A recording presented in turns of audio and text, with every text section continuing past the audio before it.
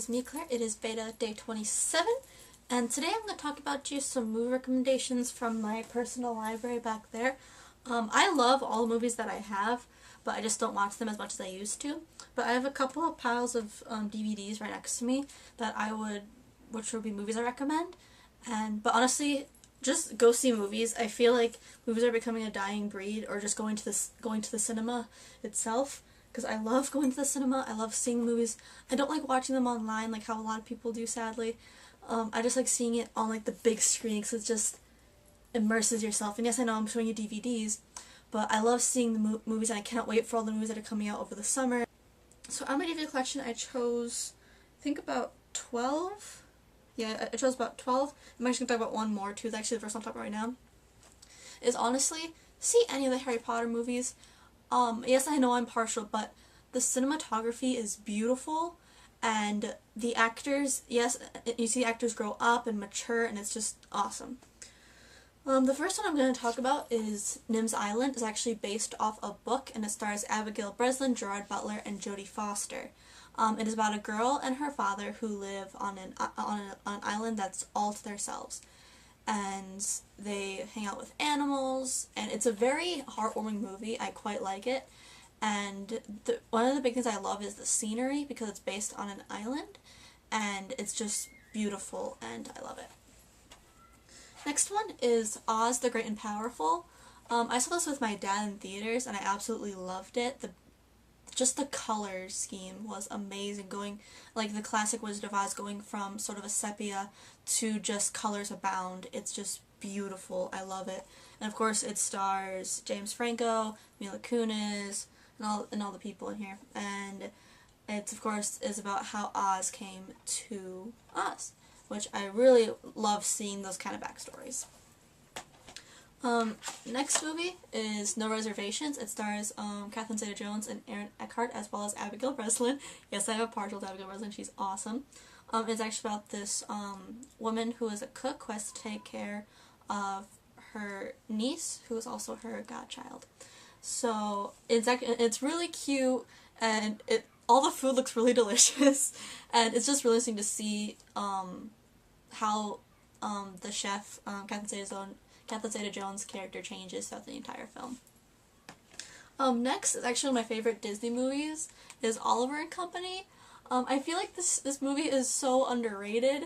It's just such a good movie, and it's about this little cat named Oliver who feels like he's been abandoned, who was abandoned and sort of an orphan, and he meets these dogs and also this lovely girl. And it's such a good movie. I love it. And plus, the animation is so good. And then the songs are just, amazing. Love it. Next, we have Hook, starring Robin Williams. And I love this movie. I love this movie when I was a kid. And then I kept seeing more on ABC Family again. And this is such a good movie. And I love seeing it sort of like, I just love how it's like Peter grown up, and then he still reverts back to being a kid again because for the sake of his kids. And it's so good. Plus the acting is amazing.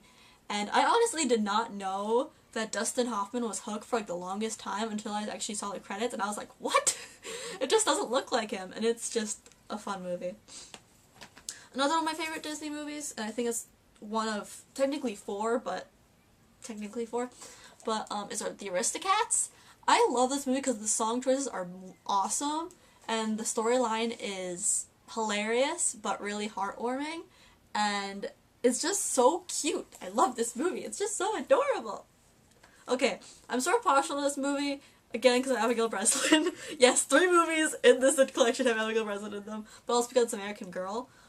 It's Kit Kitteridge, an American Girl. I actually own Kit. She was my first American Girl besides a Bitty Baby. That's who I had first, then I had Kit. And I actually quite enjoy this movie because of Kit Kitteridge, but also because I've always had a fascination with the Great Depression, and I love how they portray in this movie. And there's a lot of great actors and actresses in this movie, and a lot of great storylines, and just all these different people coming in, and it's just awesome. One of my favorite movies is Scott Pilgrim vs. the World. It is based off the graphic novel series, and it is very true to the graphic novels. Yes, some things are taken out, like for example the Bacon speech. I wish they put the Bacon speech in the movie. But which stars Michael Cera, and I quite like this movie because it's hilarious. The acting is awesome. The color is amazing because they make it sort of seem like a comic book or graphic novel still, which I really enjoy. And plus the fighting sequences are just, oh, I love fighting sequences. Next is Silver Linings Playbook, which came out recently. Well, sort of recently. And it has Bradley Cooper and Jennifer Lawrence. And I really like this movie. It was probably one of the first like real grown-up movies I saw. One of my first really grown-up movies. Besides, I think King's Speech was my first really big grown-up movie. Because I saw it with like my parents and my uncle. And that's the movie I recommend. King's Speech with Colin Firth, Helena Bonham Carter. Good movie. But Silver Linings Playbook is like really out there, but it's also like really good. And I just love the relationship that develops between Jennifer Lawrence's character and Bradley Cooper's character. And it's just so good. And plus the cinematography is just awesome. I just love how they do like all like the silence parts and just, oh, it's so good. This movie, Jungle Book. I love this movie so much. It is my favorite movie. Well, one of my favorite Disney movies that it's like animated, because the storylines are just awesome. You're always on your toes when it comes to the tiger. Plus, the music choices are awesome. My favorite one is "I Want to Be Like You." That's probably like my favorite song, and "The Bare Necessities." Those are my two favorite songs, and it's just such a good movie. And I just love all the different characters you get to meet and how they help Mowgli as much as they can. Now, this movie is by far one of my favorite movies. It's a great movie to watch during the summer. Moonrise Kingdom. It is a Wes Anderson film, and it's about this boy and girl who meet, and they actually run away together because they love each other very, very much. And it's really cute. It's really quirky.